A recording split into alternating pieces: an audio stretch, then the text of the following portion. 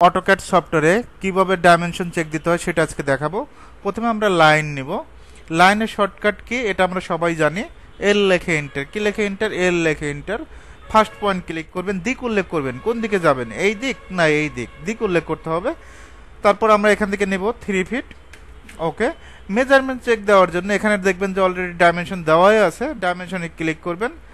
Just আমরা কি করব, first point click, second point click, 3 feet. তার মানে আমাদের মেজারমেন্টটা ঠিক আছে। এখন দেখবেন যে ডট টুলবারের আন্ডারে লাইন, লাইন এখান থেকে যদি আমরা 6 ফিট নেই, কত ফিট? 6 ফিট।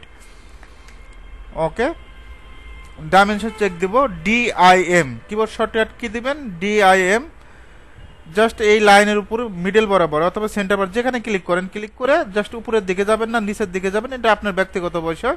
আমি উপরের দিকেই যাচ্ছি, জাস্ট ক্লিক করলাম, 6 ফিট। ওকে, এখন আমরা যদি লাইন নেই,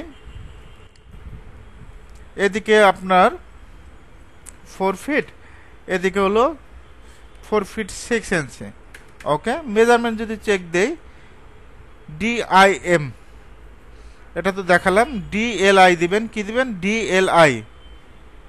ডিএলআই লেখে enter, first point click, second point click, এদিকে 4 ফিট। আবার একইভাবে যদি এটা চেক দেই দিতে পারবো। এখন যদি রেক্ট্যাঙ্গেল বক্স নেই, আর ইসি রেক্ট্যাঙ্গেল, একদিকে 9 ফিট, অবশ্যই কমা দিবেন, এদিকে 10 ফিট।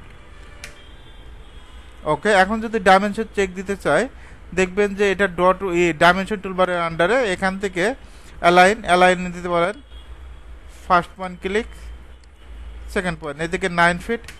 একইভাবে এদিকে যদি মেজারমেন্ট চেক দেই, এদিকে কত আছে? 10 ফিট। এইভাবে কিন্তু মেজারমেন্টগুলো চেক দিতে পারবেন। এখন আমরা যদি একটা পার্টিশন অল নেই, এল লেখে এন্টার, এর দিক থেকে 12 ফিট। ওকে, এদিকে 5 ইঞ্চি,